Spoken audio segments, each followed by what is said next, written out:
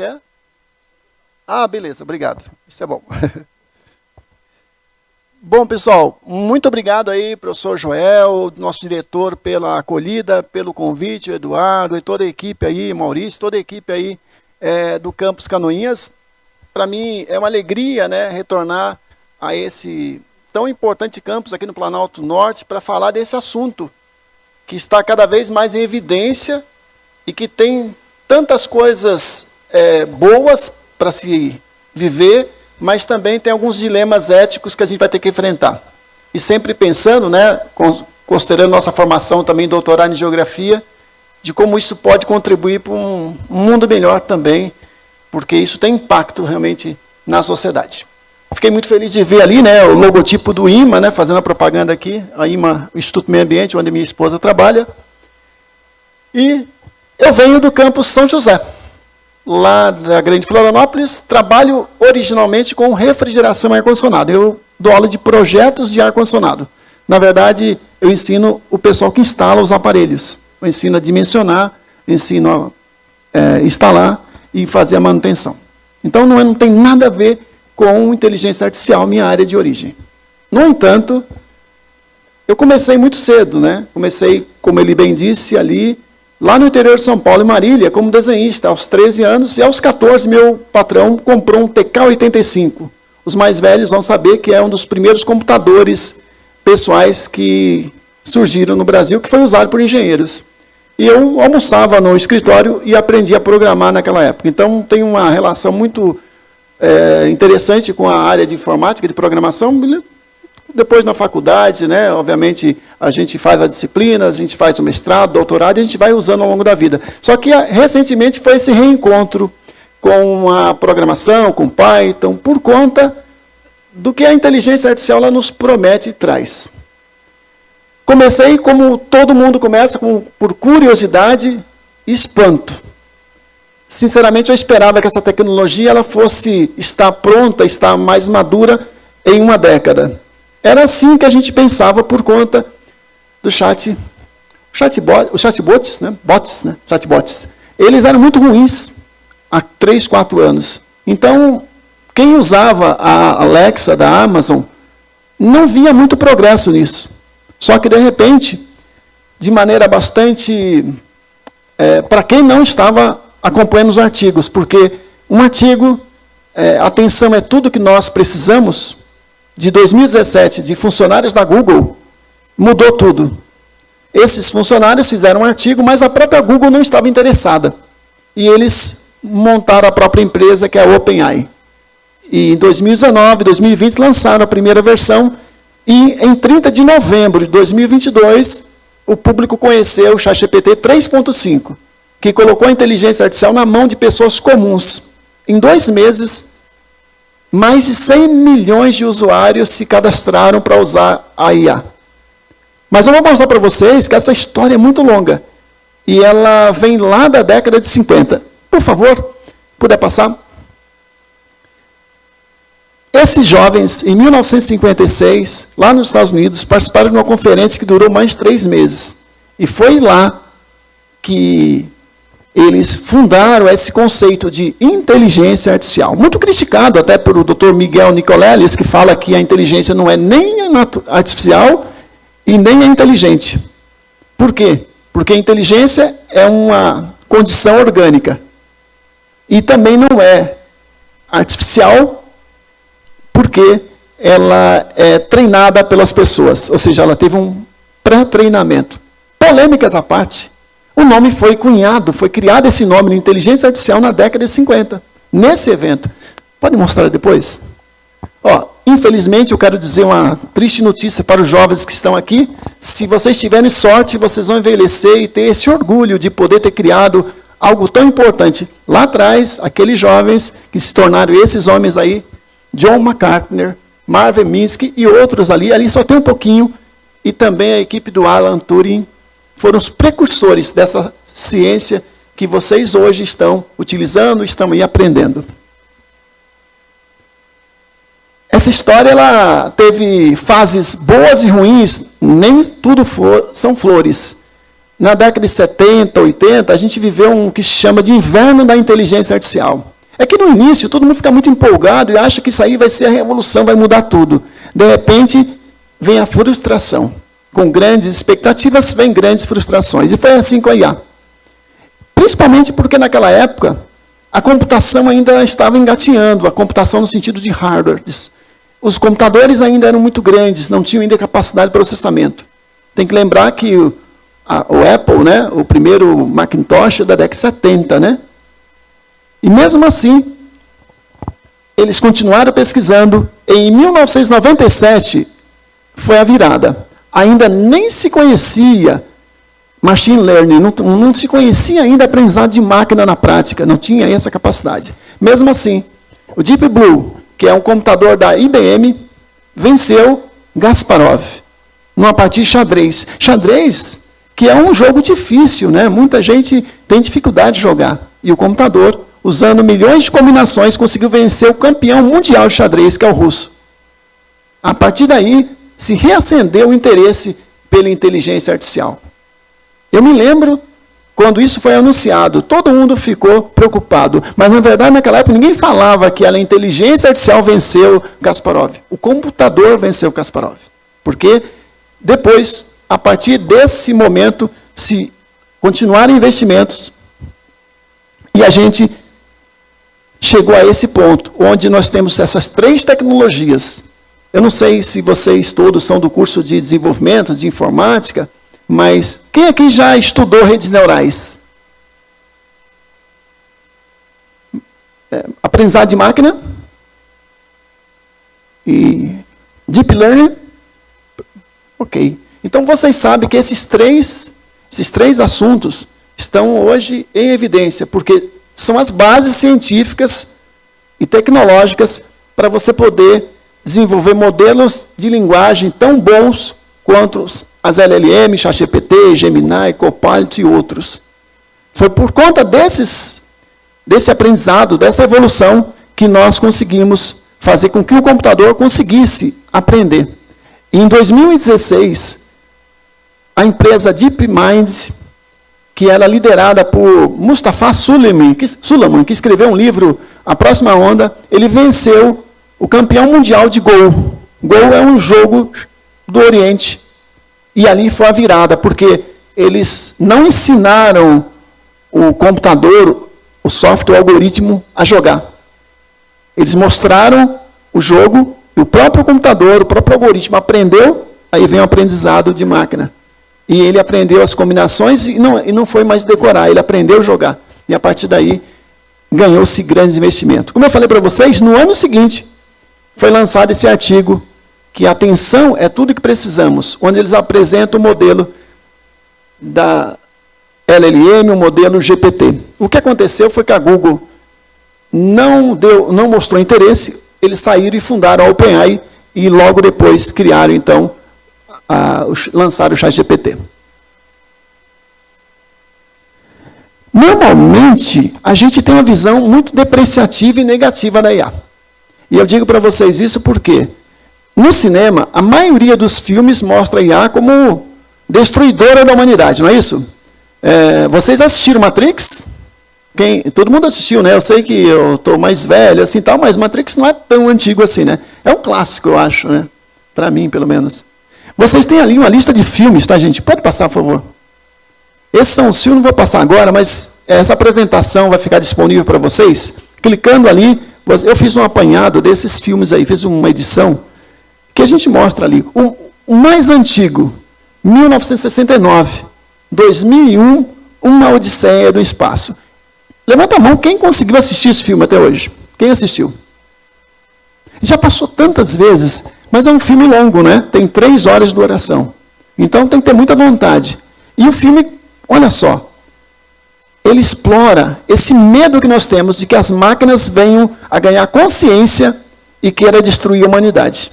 O computador, o HAL, ele começa a apresentar defeitos. E a tripulação de uma nave que está indo para Júpiter, os astronautas querem desligar o computador. O computador faz leitura labial, o computador HAL descobre e começa a querer eliminar os astronautas, porque a missão do computador, da IA, é chegar até Júpiter. Não importa se os humanos não estejam presentes. Esse filme lança essa ideia de que a máquina pode ganhar consciência e sair do controle. Muitos outros filmes exploram esse conceito. Por exemplo, Terminator, que é o Exterminador do Futuro. Ele traz esse conceito da Skynet ganhando vida e destruindo a humanidade. E aí tem vários, né? Eu pego ali, por exemplo... Ok, pode seguir. Só parar aí um pouquinho. Isso aí foi para mostrar para vocês como a IA hoje permite professores, estudantes, fazer ilustrações. Aí vai a primeira dica de hoje, é o seguinte. Eu peguei aquela imagem da esquerda, que é o cartaz original do filme Terminator. A primeira edição, primeira versão. Aí eu pedi para o ChatGPT para ele criar uma descrição detalhada da imagem. Um prompt, e ele transformou a imagem em texto. Deu ali umas 7 linhas, vamos dizer assim.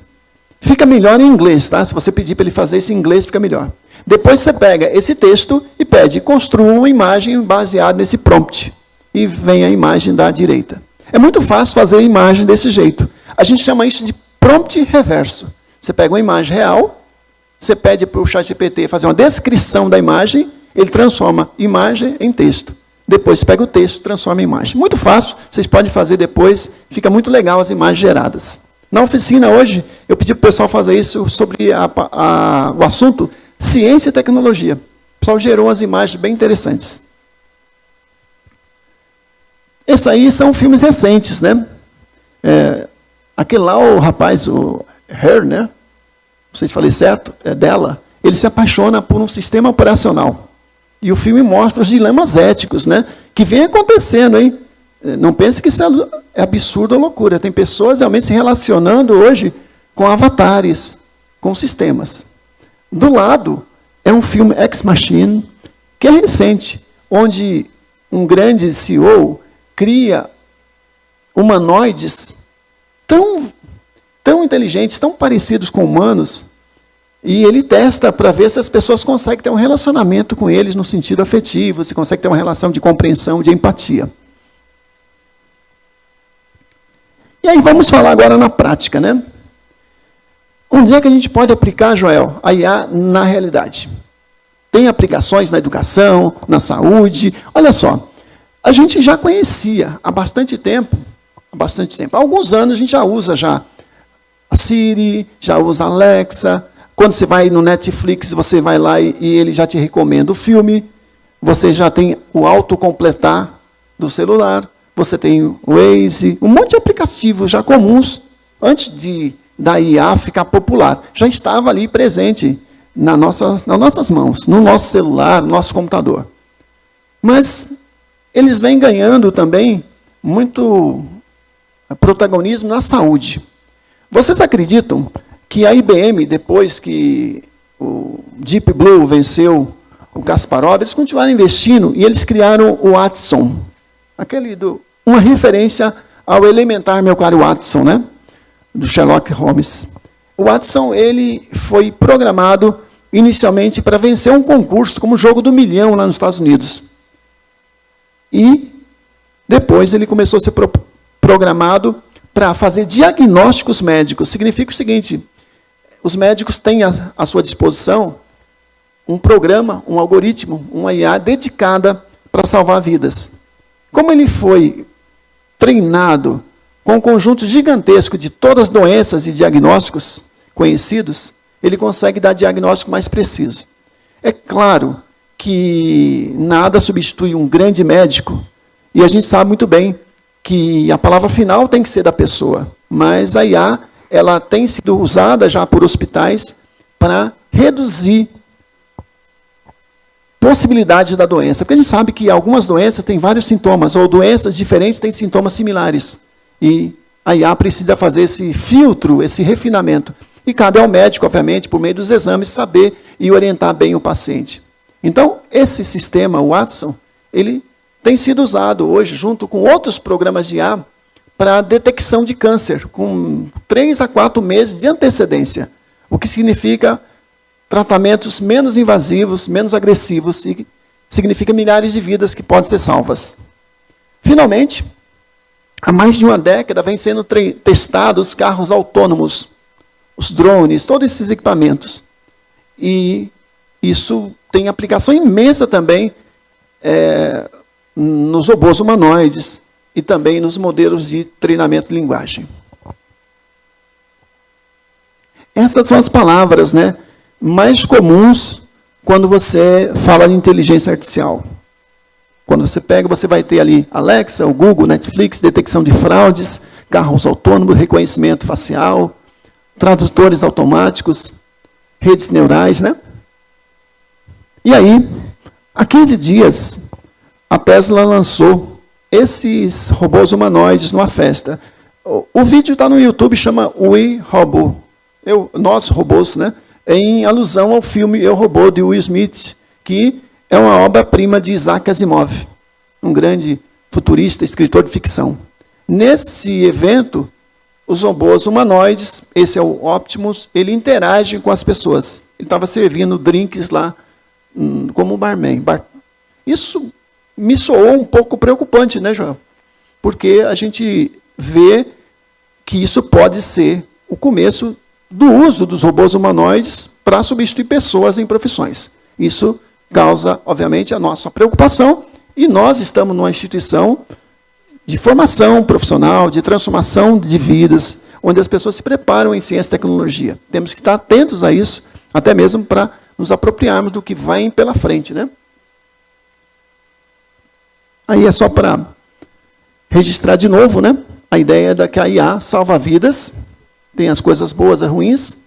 Eu deixei ali para vocês, né, num link, vários artigos sobre esse assunto, quem quiser se aprofundar sobre o papel da IA na prevenção e no diagnóstico do câncer.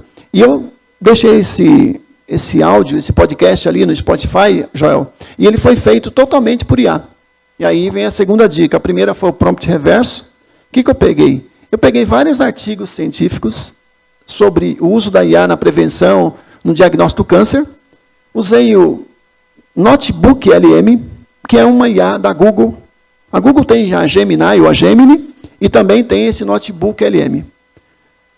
Eu fiz o upload desses artigos e pedi para ele gerar um podcast em português, discutindo esses artigos. E deu como resultado esse documento. Olha que interessante, você faz o upload do PDF, você pede para o Notebook LM fazer leitura e análise e manda ele criar um podcast. E o podcast fica incrível, onde duas pessoas conversam em linguagem natural sobre o assunto, de maneira muito didática. Isso pode ter muita utilidade também para os alunos estudarem e para os professores prepararem também conteúdos didáticos. Notebook LM, se quiserem anotar.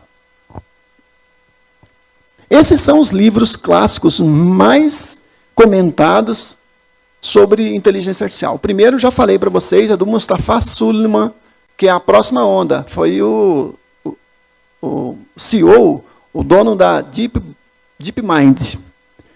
O segundo é Kai-Fu Lee, que escreveu também em 2041, Como Será o Mundo em 2041. Esse livro, ele foi CEO já da Google, tanto nos Estados Unidos quanto na China. Ele trabalha há mais de 40 anos com IA, Kai-Fu Lee. E o outro é Superinteligência, do Nick Bostrom. Ele é filósofo, PhD em filosofia, e ele analisa o risco da superinteligência, o risco do ser humano desenvolver uma superinteligência e ela trazer consequências destrutivas para a humanidade. São discussões filosóficas importantes. Eu tenho lido esses livros e relido, sempre para formar minhas convicções e analisar os prós e contras. Recomendo que vocês possam analisá-los. E aí vamos falar um pouquinho sobre engenharia de prompt. Eu deixei esse QR Code aí também, porque ali tem um curso básico de engenharia de prompt para quem quiser começar. E nesse link, você vai para um aplicativo GPT chamado System Prompt Generator, que ele vai economizar horas e horas de trabalho de vocês. Quando você vai fazer uma pesquisa, fazer um projeto com o ChatGPT, ou com o Gemini, ou com a Copilot, ou com qualquer outra IA, você vai colocar uma instrução, aqueles comandos, para ele fazer o que você quer. muitas vezes você acaba sendo impreciso, porque não sabe o que pedir. Com esse System Prompt Generator, você pede o que você quer, ele cria um prompt bem detalhado, um prompt é uma linha de instruções, e a partir daí você tem um resultado muito melhor, mas muito melhor mesmo. É o melhor aplicativo de prompt que vocês vão encontrar. Falo isso que eu já testei dezenas. Esse é incrível. E aí vocês podem brincar com a IA para fazer coisas diferentes, né, para testar. Quem está começando, entra lá. Essa é uma brincadeira que eu fiz. Eu pedi um diálogo fictício entre Isaac Newton e Galileu. Todo mundo sabe que Galileu faleceu, morreu praticamente no ano que Isaac Newton nasceu. Um na Itália, né, obviamente, o Galileu, e o Newton na Inglaterra. Você poderia também, Joel, fazer ela em brincadeira. Faça um diálogo fictício entre Adam Smith e Karl Marx, por exemplo, e coloca as obras dos dois autores em PDF e pede para ele criar algo inusitado. Eu quero dizer para vocês que a gente pode fazer muitas brincadeiras e também, com elas, aprender também sobre o mundo, sobre a vida. E aí, quando você estiver fazendo um prompt, pedindo alguma coisa, é essencial. Eu vou dar para vocês 3 dicas só. Primeiro, assuma uma personalidade. Então, você tem que dizer o seguinte: olha, ChatGPT, se comporte como um cientista de dados com 20 anos de experiência.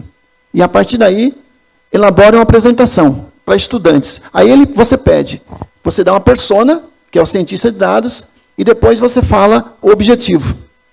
E o objetivo com um grau de complexidade. Perceberam? Que é diferente ele ensinar esse assunto para PhDs do que para ensinar para o aluno do ensino médio.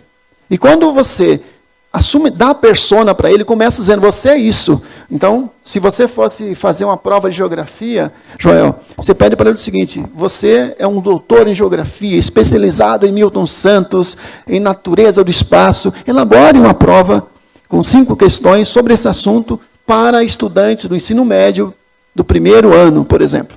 Então, você assumiu uma personalidade. Senão, ele é generalista. Quando você dá a persona, ele se comporta como aquela pessoa. E aí ele é muito mais preciso. Pode seguir. A delimitação de resultados é outra dica para vocês. Quando você fala assim, fale sobre os problemas da educação brasileira, ele vai trazer 500 coisas. Mas se eu falar para ele assim, fale sobre os três principais desafios ou problemas da educação brasileira, ele vai ter que categorizar, ele vai ter que priorizar, ele vai ter que organizar a informação. É bem diferente. Ele vai ter que trazer algo mais relevante do que trazer uma lista de informações. O grau de complexidade, eu havia falado para vocês. É diferente explicar machine learning para uma turma de ensino médio do que para estudante de mestrado. Então, você tem sempre que dizer, explique num nível de dificuldade tal, tal e tal. E aí vem as brincadeiras, né? Você pode, como professor, como estudante, fazer brincadeiras com eles. Eu fiz no nossa apostila, no e-book que eu vou disponibilizar para vocês, essa brincadeira de comparar essas 3 principais IAs, as mais usadas, né? Que é a ChatGPT, que é a Gemini ou Gemini e a Copilot, copiloto. A gente criou uma série de prompt de tarefas e pediu para as 3 IAs executarem. E a gente faz como se fosse um jogo, né? Onde você dá uma pontuação maior ou menor de acordo com a qualidade das respostas. Por isso que é importante você fazer prompts bem interessantes e testar e comparar. A outra dica que eu dou para vocês, que eu falei na oficina hoje, é que a gente às vezes pode colocar um IA para comparar com outra também. A gente fala isso, fazer fofoca. Você pega o resultado do ChatGPT e vai lá no Gemini e fala o seguinte, olha, o ChatGPT me deu essa resposta para essa pergunta. Você poderia analisar para mim? Eu acho que não está boa. E a outra IA, porque eles são modelos de linguagem, mas tem vamos dizer assim, estratégias diferentes. Ela vai analisar friamente aquela matéria, aquele resultado. E você pode fazer o mesmo levando para o Copilot. E com isso você faz um trabalho circular, interativo. O resultado vai ser muito melhor do que você usar apenas um IA. E outra, de você usar 3 IAs, você também vai economizar seus tokens, né? O grande problema é o seguinte, você começa a usar e, de repente, você atingiu o limite de uso diário. Por isso que é bom você ter assinatura em várias delas. Além dessas 3, tem a Llama, da Meta, tem a Grok, da X, você também tem a Anthropic, a Cloud da Anthropic, tem a Perplex AI. Então, você pode usar várias. Né? E aí, lembrando que eu falei para vocês, tem um notebook LM. E o notebook LM não tem limite de uso diário. O que é uma coisa boa, né? Caso estoure os seus tokens, né? E aí é para mostrar para vocês que eu não posso perder também a minha relação com a minha área de conhecimento, né? O que eu fiz aí? Quando eu comecei a assinar o GPT, porque é o seguinte, tem a versão gratuita, que você não paga, e tem a versão paga. Eu decidi assinar a versão de $20 por mês. E fiz isso por obrigação, por conta de um trabalho muito intenso que eu tive que fazer no mês de abril e maio, analisando relatórios de polos de inovação da rede federal. E, a partir desses relatórios, eu comecei a aprender umas técnicas interessantes. Porque, se eu não assinasse, eu não teria aberto algumas portas. Quando eu assinei, surgiram um monte de possibilidades de uso do aplicativo.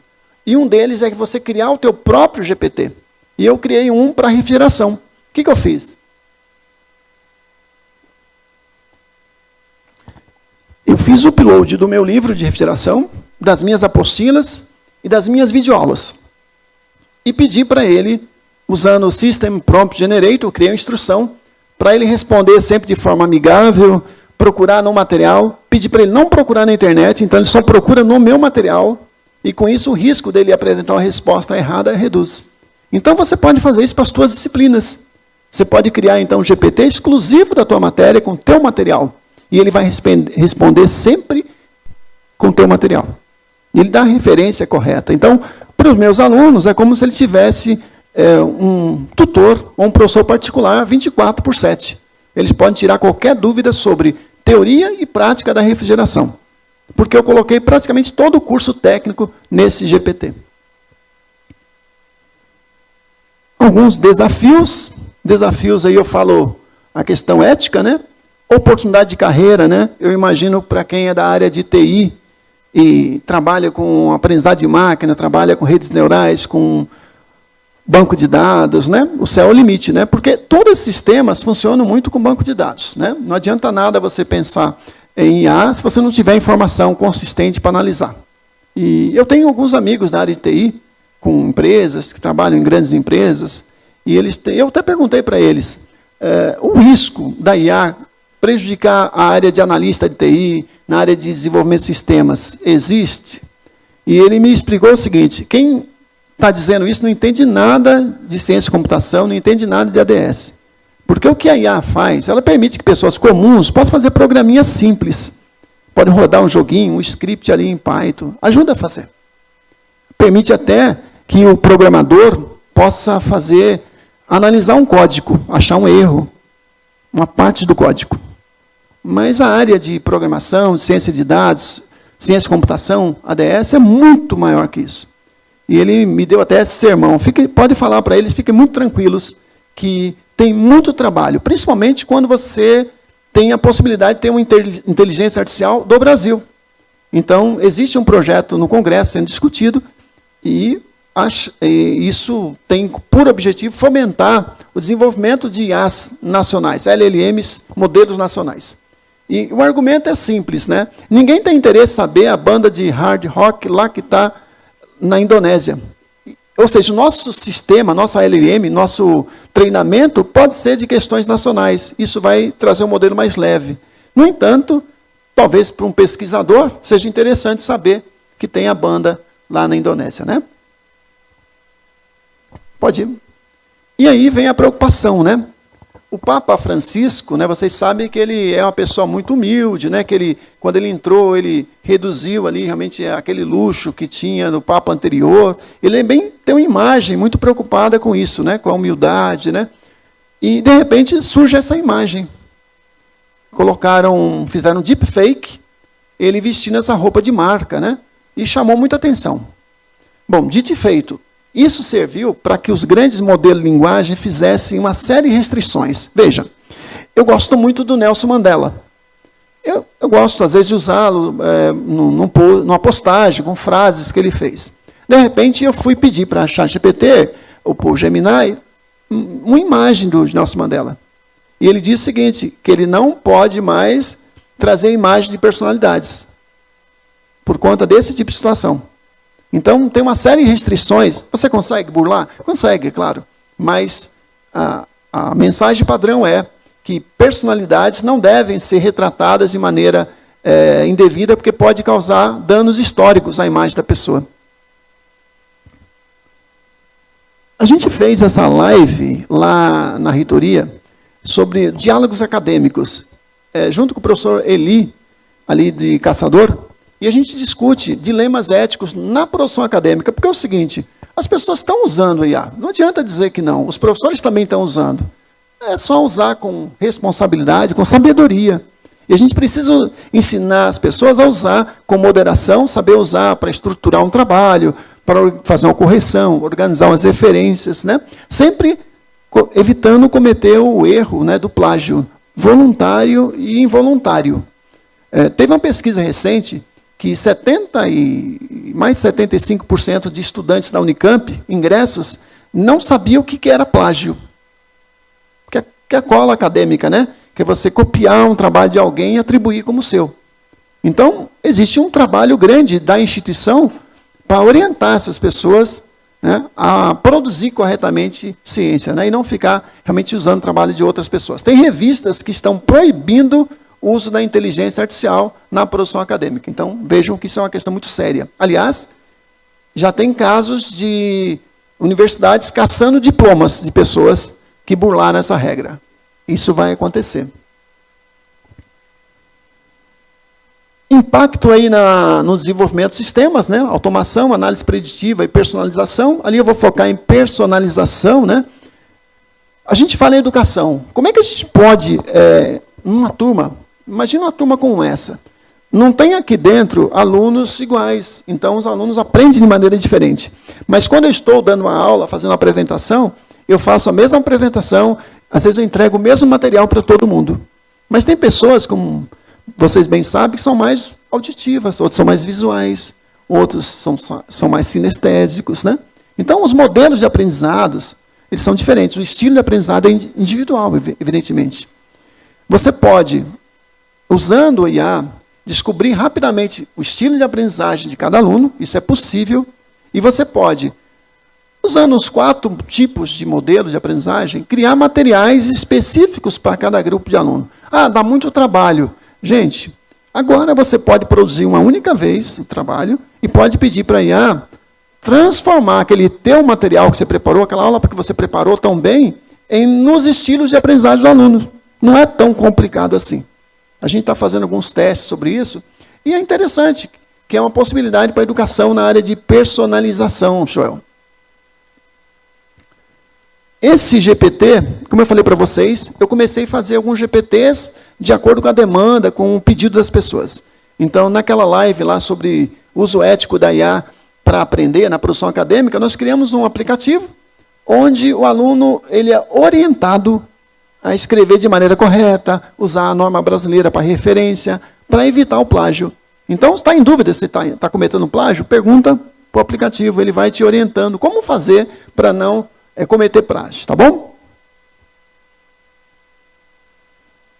Esse é um mini curso que a gente está oferecendo, né, Joel? Estamos oferecendo aí para o estado todo, tem quase 400 pessoas fazendo, EAD. É um curso de 32 horas EAD, começou a semana passada, e a gente está, nesse material, apesar de já ter sido encerradas as inscrições, vocês podem acessar o material do curso. Caso alguém tenha interesse em aprofundar e aprender um pouquinho mais, ele é constituído de 4 módulos.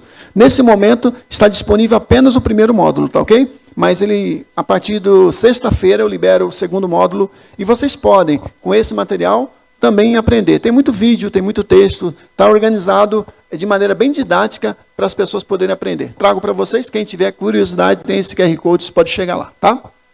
Estamos chegando ao final. algumas aplicações e vou lembrar o seguinte, olha que interessante. Esse vídeo aqui que a gente fez, essas imagens, todas elas foram produzidas por IA. Então, veja bem, eu quero produzir um material para a minha disciplina, um material legal aí para aula de geografia, já. Então, o que eu posso fazer? Eu posso fazer o upload dos conteúdos de geografia que eu vou usar naquele semestre. Eu vou no notebook LM, posso criar ali um podcast, um diálogo fictício entre duas pessoas conversando sobre aquele conteúdo. Eu vou naquela ferramenta VED, que é um IA, e peço para ela, apenas colo um resumo do assunto, e ela produz um vídeo completinho, com imagens completas sobre o assunto. Você combina esses dois elementos e você tem uma produção totalmente por IA. Texto, imagem e áudio. Essa é uma aplicação sobre o Gama app, que é outro aplicativo que eu mostrei hoje na oficina. Imagine vocês que esse aplicativo, ele permite você... tudo isso que eu estou falando, dá para fazer de graça, tá? O VED, ChatGPT, não é preciso assinar. O Gama app, ele permite fazer apresentações em menos de 3 minutos. Então, você pega aquele texto, imagina a aula de geografia. Ele preparou, o conteúdo tem um resumão. Pega o resumão, cola lá no Gama app.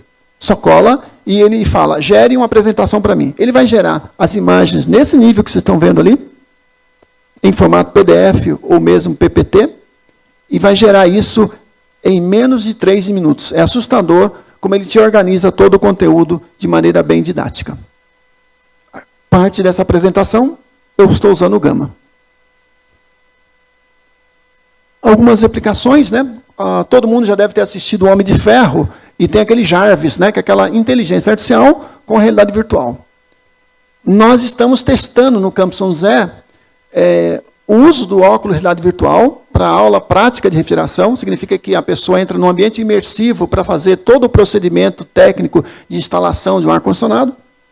E eu tendo no meu celular a IA, ele vai, enquanto ele está com óculos, ele não pode ler, porque está em inglês todo o material, ele vai conversando com o aplicativo de IA e ele vai fazendo os procedimentos. Com isso eu junto inteligência artificial com realidade virtual. E é bem possível hoje, está tranquilo de fazer. São experiências diferentes para a gente usar a IA na educação. Esse é o link de um e-book gratuito que eu e a professora Graciela Pellegrini, lá do Campus Chapecó, a gente produziu para quem está começando. É bem mais simples do que o curso de 32 horas, é mais modesto, mas ele é uma porta de entrada, né? As pessoas muitas vezes falam, eu não tenho tempo de aprender. Então começa com 1 hora. Né? Começa lendo alguma coisa, começa vendo algum vídeo. Né? Não tem jeito. Se você não experimentar, vai só ficar reclamando à toa. Né? E, finalmente, meu e-mail de contato. Vocês podem enviar qualquer dúvida. Eu espero ter contribuído aí para vocês pensarem um pouquinho sobre o assunto. O Joel fez uma pergunta, uma provocação sobre o uso da IA na gestão pública, e eu digo para ele que eu tenho conversado um pouco sobre isso com alguns colegas, né? E tem várias pessoas desenvolvendo já aplicativos para gestão pública. Por exemplo, você está na coordenadoria de curso, Eduardo, né? Na coordenadoria.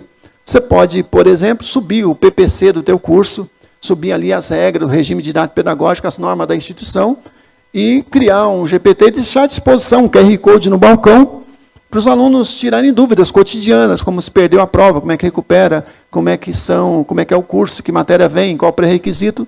Ele vai responder para os alunos. Isso pode ajudar a acelerar algum processo. Outra coisa que a gente tem feito bastante, exame de classificação. A gente sempre reclama nisso, né? O processo de ingresso, muitas vezes, ele é muito complicado para uma criança de 14, 15 anos vai fazer o ingresso. Às vezes, você tem que ler 30 páginas. Será que as pessoas leem mesmo? Então, a gente criou um GPT, onde a gente faz o upload dos editais, e ele faz uma tradução. Ele simplifica e traz as informações essenciais e relevantes. Coisas simples como essa. A gente pode usar o GPT também para mapear processos e para, obviamente, melhorar fluxos e procedimentos. Então, a gente tem hoje IA para gestores. A gente pode ter IA que pode ajudar uma pessoa que está passando por um processo de gestão a aprender gestão de maneira bastante socrática, né? A gente cria um que ele conversa com a pessoa e não, de forma redundante, ele vai criando uma conversa e vai orientando a pessoa a partir das ponderações. Então, a gente tem uma dezena já de aplicativos que podem ser usados por gestores públicos. Evidentemente, não tem uma solução única, uma única solução que venha e resolva. Na verdade, tudo isso é customizado, é construído sob medida, de acordo com a tua necessidade. Por isso que os advogados, por exemplo, estão buscando o IaaS. Só que tem uma questão, eles não podem subir, fazer o upload de dados sigilosos dos seus clientes. Então, já vem soluções mais sofisticadas, que programadores que trabalham com REG, que sabem fazer a proteção, ou baixar a Iliama, né? A Iliama, que é a IA da Meta, ela pode ser baixada no computador, e ela pode ser customizada, ela pode ser construída para você, no teu computador. Então, não é mais algo tão difícil assim, mas precisa um pouquinho de conhecimento, obviamente, de programação, não tão elevado. Vejo que pessoas que não são da área de ADS estão fazendo isso. Então, eu não posso subir meus documentos, porque o modelo pode usar esses documentos como treinamento. Mas tem uma forma. Quando eu programo o meu aplicativo, eu coloco claramente lá para ele não usar os meus dados. Eu não recebo nenhuma informação de uso e também a OpenAI também não recebe. Mas se você tem dúvida sobre isso, você pode ter soluções customizadas para advogados, né, para corretores de imóveis, para arquitetos. Ou seja, o céu é o limite. Mas é preciso você saber o que pode fazer e o que não pode fazer. Vou abrir para a pergunta. Tem algum minutinho para a pergunta ainda? Não. Não sei o horário. Quanto tempo nós temos ainda antes da próxima palestra?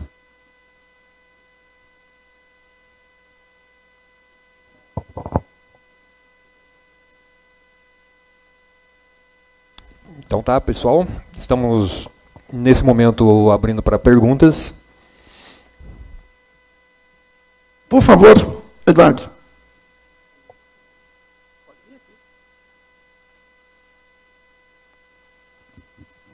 Professor, como que o professor vê que a IA ela pode interferir nas habilidades humanas a longo prazo?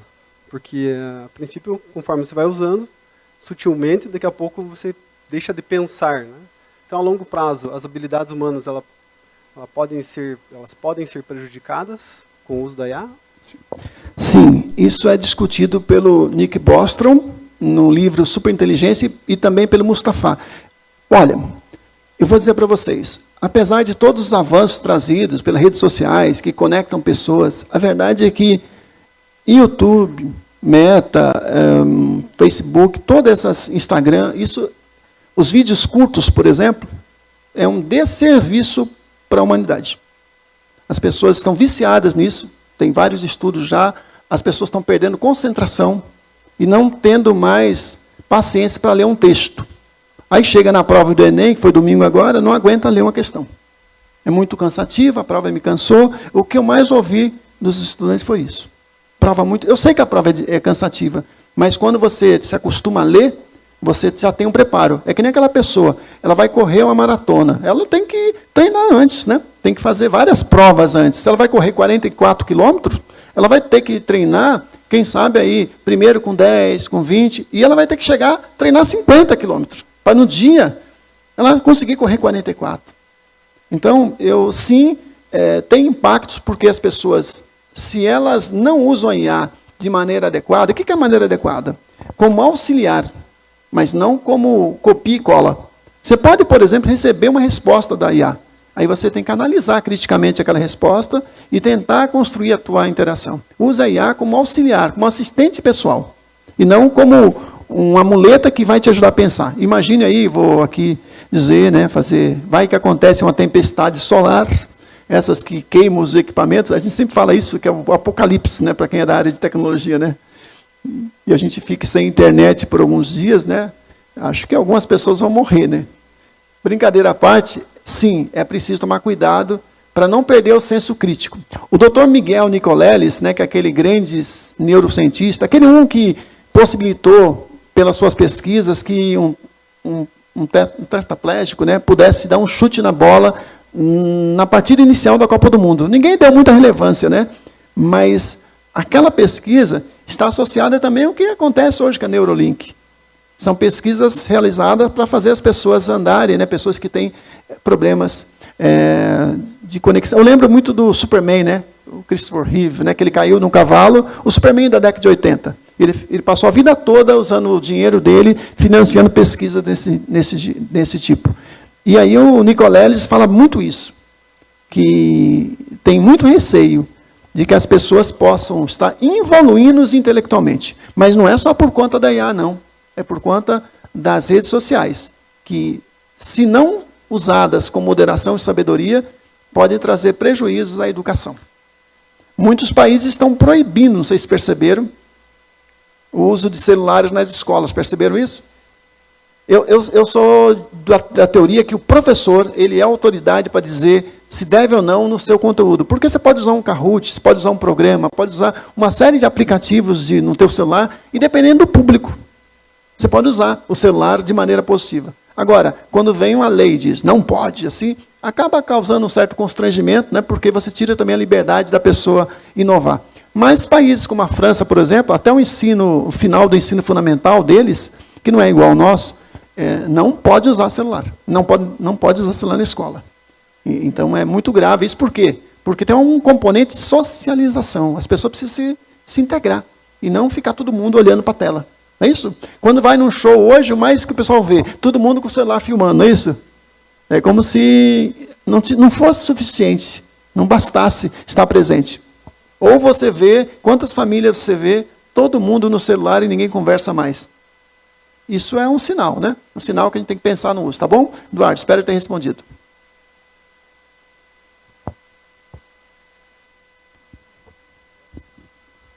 Boa noite, professor. Boa noite. Eu queria saber se a IA vai ter um impacto na indústria, se vamos ter aí uma indústria 5.0, como é que o senhor analisa essa questão? Olha, eu ainda estou na indústria 4.0, não cheguei nessa ainda, não, internet das coisas, a IoT, né? Eu acredito que, tendo infraestrutura, você vai ter impacto, mas ainda não consigo te dar uma resposta ainda com muita propriedade, porque ainda não foquei nesse assunto. Mas eu tenho acompanhado, né, palestras, às vezes do Senai, do pessoal que trabalha com indústria 4.0, né, como engenheiro mecânico que sou, né, gosto muito da indústria. Acredito que todas as áreas do conhecimento têm impacto, mas talvez esteja talvez automação robótica, tal, porque hoje já tem tanta automação na indústria, né? Eu me lembro que na década de 70, 80, as fábricas da Volkswagen, da Ford, tinham 5.000 funcionários. Aí você vai na BMW ali, quanto tem, João? 50? Tudo robô. Então, a automação já está muito presente, né? Agora, a internet das coisas, a possibilidade da indústria ter rastreabilidade, tudo isso aí vai entrar muito forte, porque facilita muito a análise de dados, né? Você não precisa, hoje você consegue usar IA para analisar grandes quantidades de informações, banco de dados. Mas, como eu falei, vocês são da área de computação, de ADS, sem qualidade nos dados, não tem IA que dê jeito, tá? Vou ficar devendo uma resposta consistente. Depois, se quiser deixar o contato, eu tenho pessoas que podem responder isso para você com mais propriedade. Tem amigos que são especialistas nesse assunto, tá bom? Eu foquei mais agora com a IA na educação e na gestão pública. Mais pergunta? Boa noite, professor. Aproveitando a pergunta do Rodrigo, a questão do custo do processamento de IA acaba tendo um consumo de energia muito alto e essa discussão tem vindo cada vez mais à tona. Sim. Eu queria saber, como o professor também tem a questão da área em geografia, se essa discussão já veio na questão acadêmica para o professor, qual a opinião do professor, uma solução possível para esse grande consumo de energia elétrica por causa do gasto de processamento. Sim.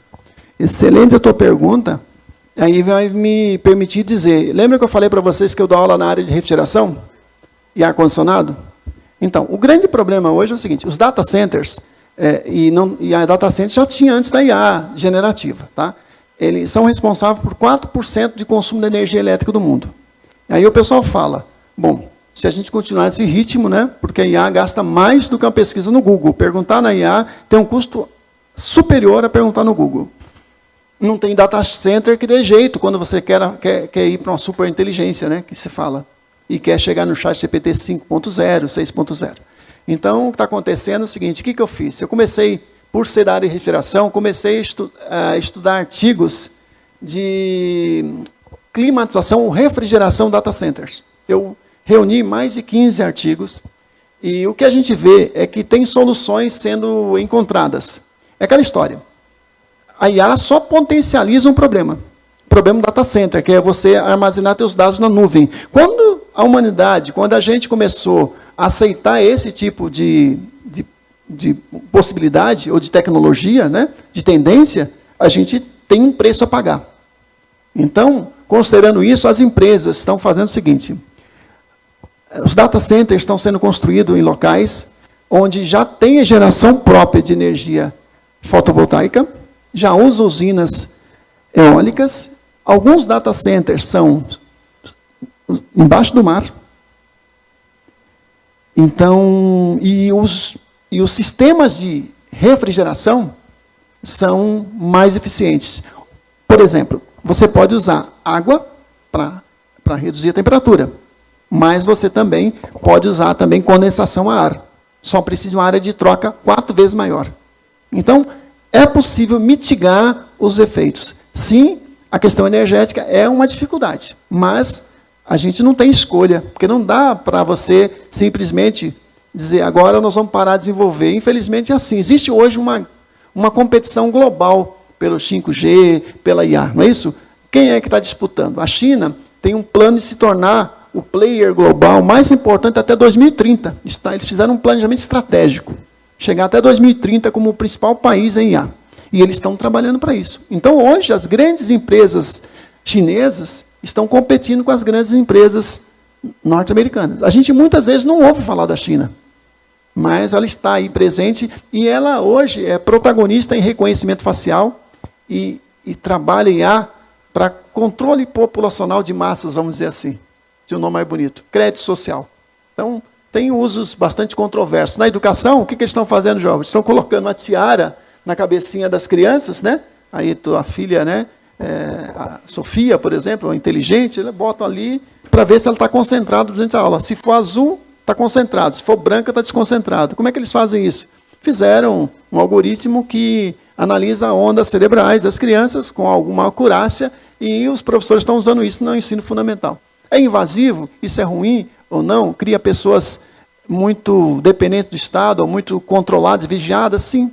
Os pedagogos vão dizer que sim, mas talvez para o estilo de sociedade chinesa eles gostem, porque os pais têm consciência que as crianças não estão brincando no celular enquanto deveriam estar aprendendo.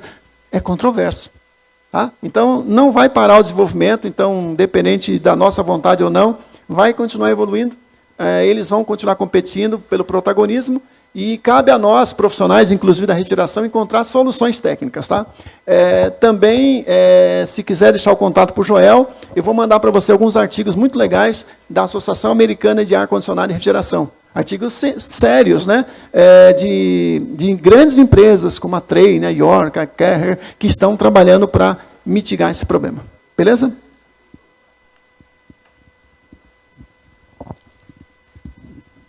Gostaria de saber quais são os empregos que estão fadados a sumir com o desenvolvimento da IA. Milhões. Tem uma lista. Se você perguntar para a própria IA, o triste é que a própria inteligência artificial já tem essa lista. Então, por exemplo, vou falar um emprego que você pode achar que não está em risco. Advogado. Hoje, com os assistentes GPTs, se eu tivesse 3 advogados, pode mandar um embora, porque esse negócio de ficar pesquisando jurisprudência, pesquisando, está tudo no banco. Você pode criar o teu banco de dados com jurisprudência e ele facilitar a entrega. Muitas vezes as empresas contratavam uma pessoa que não tinha passado na prova da OAB como um estagiário. Não pode contratar como advogado, mas ele faz esse serviço. Professor universitário de escolas EAD. Eu digo bem claro, a Anima comprou aí um monte de escolas e universidades no Brasil afora, e hoje é possível você gerar uma aula tão boa quanto a de um grande professor com o avatar dele. Então, às vezes, se eu tenho 5 professores, talvez 2 possam ser descartados. Aí vai telemarketing. Todo mundo que cuida de WhatsApp, que tem muitas empresas, tem alguém que cuida do WhatsApp.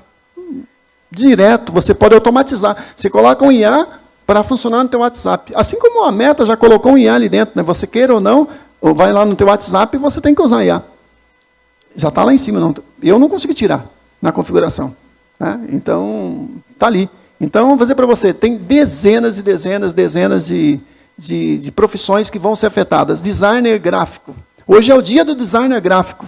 Parabéns aos meus amigos designers, né, que estiverem assistindo. Com esse Midjourney, com o Dali, você, ao invés de 3, provavelmente 1 vai perder o emprego. Não dá para dizer. O que eu posso dizer para vocês é que vai gerar também outros empregos. Eu sou um pouco pessimista em relação a isso. Por isso que alguns pesquisadores já falam em renda mínima universal. Isso é um grande dilema. Como é que você vai fazer para empregar essas pessoas que vão perder empregos?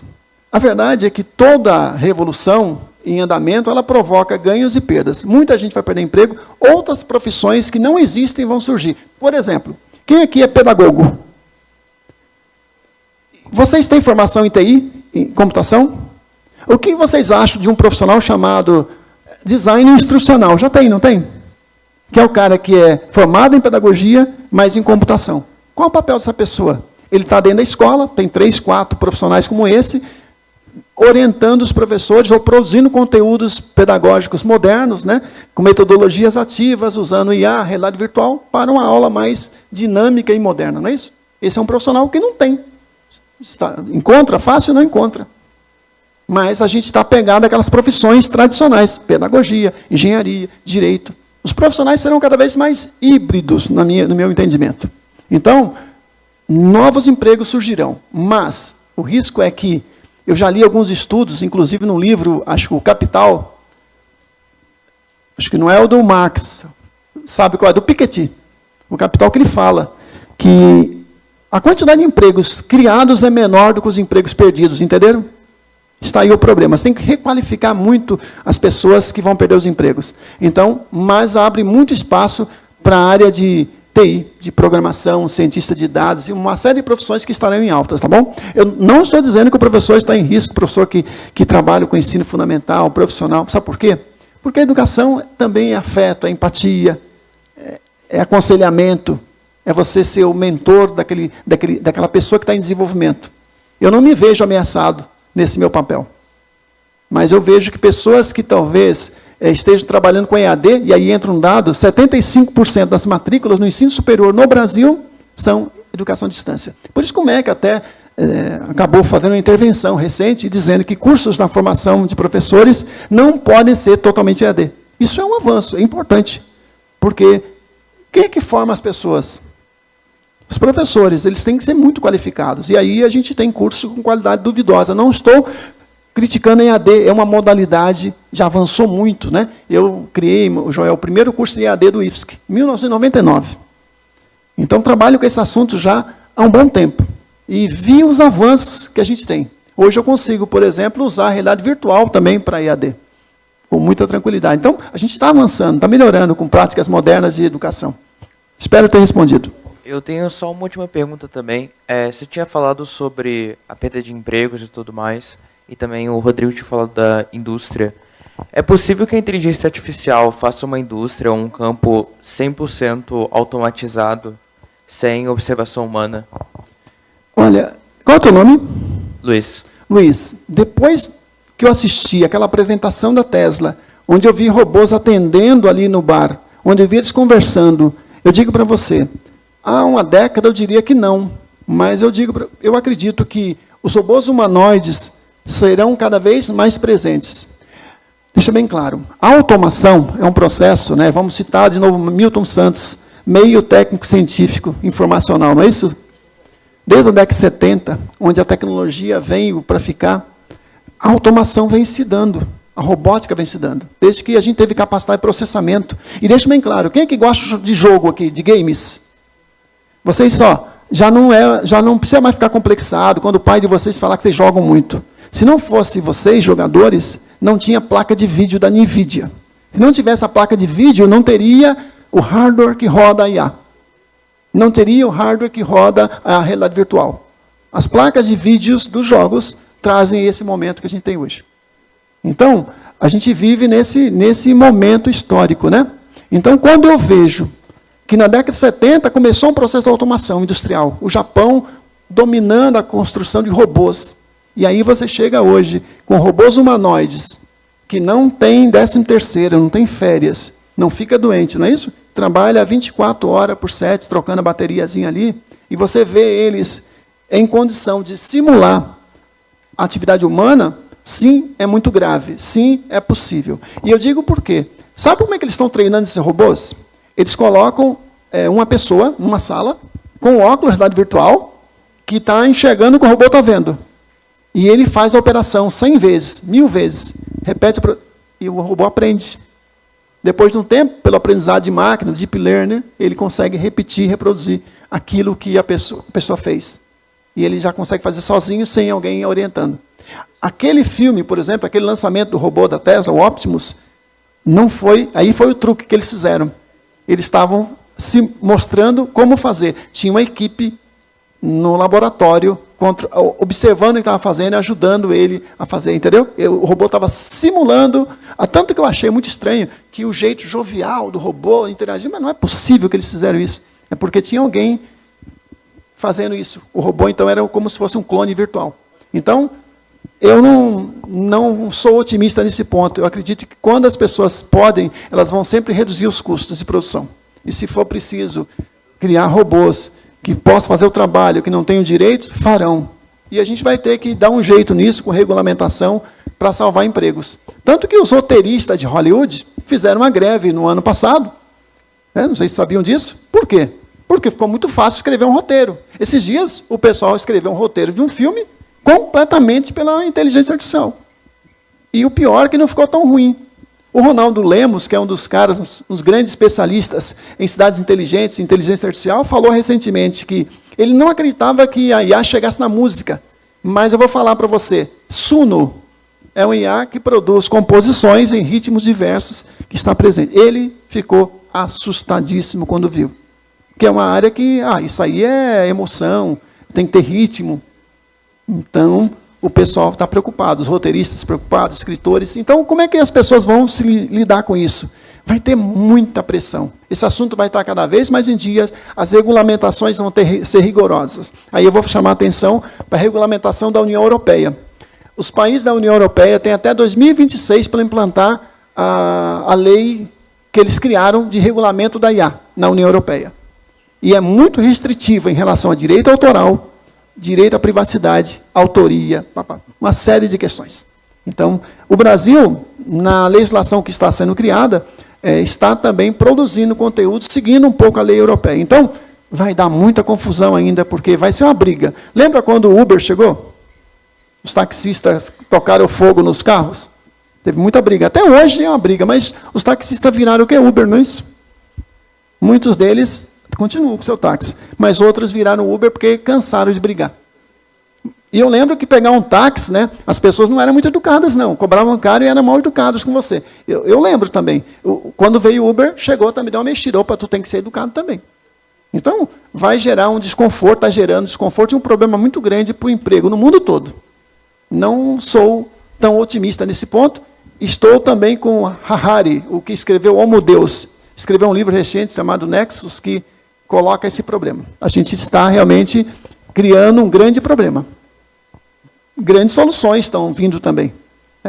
Não sou pessimista, eu sou um realista moderado, tá bom? Um otimista moderado. Tá? Então, tem coisas muito boas acontecendo, e eu mostrei para vocês algumas delas, e tem coisas muito ruins também, que a gente vai ter que aprender a lidar. E isso vai variar de país para país. Tá? Tem países que, por exemplo, lá na Itália, o carro autônomo não pode dirigir sem motorista. Nos Estados Unidos, pode. Lá tem uma lei italiana que carro autônomo aqui não, pode usar, mas com motorista. É isso aí. Os países vão criar regras, e essas regras vão proteger os empregos. Porque, senão, o que a gente vai fazer? Eu acho engraçado, acho que é um aviso para eu parar minha apresentação, o robô vai me explodir. Falei demais.